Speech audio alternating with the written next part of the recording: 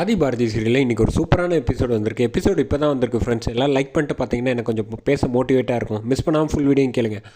பாரதி வந்து ஆஃபீஸுக்கு கிளம்பலான்ட்டு கிளம்புறாங்க. அப்போன்னு பார்த்து பாரதி எப்படியும் போக விடக்கூடாதுங்கிறதுக்காக மரகதம் வந்து ஒரு ஐடியா பண்ணுறாங்க.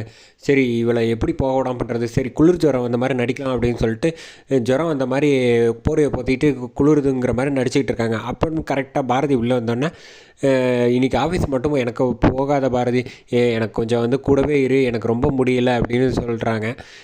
ஒன்றும் கவலைப்படாதீங்க அத்தை, நான் வந்து மாமாவுக்கு ஃபோன் பண்ணி வர சொல்கிறேன் அப்படின்னோடனே பாரதி ஃபோன் பண்ணாத, ஆஹா ஃபோன் பண்ணால் மாட்டி போகணுமே அப்படின்னு சொல்லிட்டு பாரதி ஃபோனெல்லாம் பண்ணாத, அவர் வர்றப்ப வரட்டும், நீ வந்து எனக்காக ஒரு கஷாயம் உனக்கு நான் சொல்லி கொடுத்தேன்ல, அதை மட்டும் 2 தடவை கொடுத்தேன்னா சரியாக போயிடும் அப்படின்னோன்னு என்னை விட்டுட்டு மட்டும் போயிடாத அப்படின்னு சொல்லி தடுத்துடுறாங்க. அத்தை நான் போய் கஷாயம் வச்சுட்டு வரேன்னு சொல்லிட்டு கஷாயம் வச்சுட்டு எடுத்துகிட்டு வந்து கொடுக்குறாங்க. கொடுத்த சாப்பிட்டுட்டு அவங்க ஜுரம் இருக்கிற மாதிரி நடிச்சுக்கிட்டே படுத்துட்டு இருக்காங்க.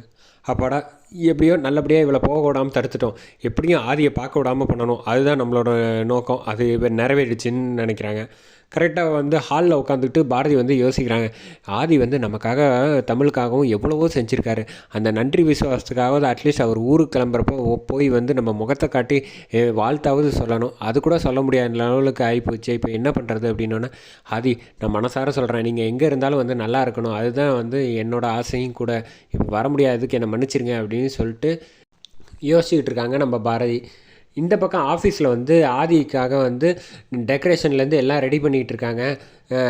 கரெக்டாக வந்து ஆதி என்ட்ரி ஆகுறாங்க. என்ட்ரி ஆனோடனே வந்து பேச ஆரம்பிக்கிறாங்க. என்னடா இதெல்லாம் பண்ணியிருக்கீங்க அப்படின்னோடனே, இல்லை நீ எப்படியும் கிளம்ப போகிற, போக தான் விருப்பம் இல்லை, சொன்னால் யார் பேச்சு கேட்குறா, எல்லாம் டக்கு டக்குன்னு முடிவு எடுக்குது, சரி போ, அதனால தான் ஓட்டலாம், அட்லீஸ்ட் சந்தோஷமாவது அனுப்பி வைப்போமே அப்படின்ட்டு தான் இதெல்லாம் ரெடி பண்ணியிருக்கோம் அப்படின்னோடனே கேசவனை வந்து உள்ளே கூப்பிட்றாங்க ரூமுக்கு. கூப்பிட்டோன்னே எல்லோரும் வந்தாச்சா அப்படின்னோடனே, எல்லோரும் வந்தாச்சா, ஆனால் நீ யாரை எதிர்பார்க்குறியோ அவங்க மட்டும் வரல அப்படின்னு சொன்னோன்னே, வரமாட்டாங்கன்னு நினைக்கிறேன், அவங்களுக்கு வந்து ஏன் என் மேலே வந்து இவ்வளோ ஒரு பெரிய வெறுப்பு வந்துச்சுன்னே எனக்கு ஒன்றுமே புரியல, இவ்வளோ கல் நெஞ்சக்காரங்கன்னு யாரையாவது பார்த்துருந்தா அது பாரதியாக தான் இருக்கும் தவிர வேறு யாருமே இருக்காது, என்ன பிரச்சனை, ஏதோ ஒரு பிரச்சனை மட்டும் நடந்திருக்குன்னு தெரியுது, ஆனால் டக்கு டக்குன்னு வாழ்க்கையில் வந்து இப்போ நல்லா போயிட்டு இருந்தது, திடீர்னு ஒவ்வொரு முடிவாக டக்கு டக்கு டக்குன்னு என்னை மீறி நடக்கிற மாதிரியே தெரியுது, சரி நான் இங்கேருந்து கிளம்பணும்னு நான் முடிவு பண்ணியாச்சு, சரி அட்லீஸ்ட் வந்து சந்தோஷமாகவே போவோம் அப்படின்னா, இன்னும் கொஞ்சம் டெக்கரேஷன்லாம் பாக்கி இருக்குது, இல்லை அவங்க வந்துருவாங்கன்னு நினைக்கிறேன், எதுக்கும் வெயிட் பண்ணி பார்ப்போம் அப்படின்னு சொல்லிட்டு கேசவன் சொல்லிட்டு அங்கேருந்து வெளில வராங்க.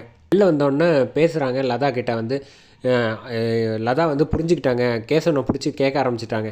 இவங்க 2 பேருக்கு வந்து வாழ்க்கையில் வந்து ரொம்ப நல்லா தான் போயிட்டு இருந்துச்சு, யாரோ இவங்க 2 பேருக்கு நடுவில் வந்து ஒருத்தர் வந்துட்டாங்க, ஆனால் அது யாருன்னு தான் எனக்கு தெரியல, அவங்களால தான் இவங்க 2 பேருக்கும் பிரச்சனையாக இருக்குது, முதல்ல வந்து உனக்கு ஏதாவது தெரியுமா அப்படின்னு கேசவனை கேட்டோன்னே, அவர் மனசில் நினைக்கிறாப்புல, நான் தானே போட்டு விட்டுட்டேன் சாரதா மாட்டேன், அதனால் வந்து அவங்க பாரதி கிட்டே பேசிட்டாங்க, அதனால் ஆதிக்கிட்டேருந்து விலகுறாங்க அப்படின்னு மைண்டில் யோசிச்சுட்டு இருக்காப்புல.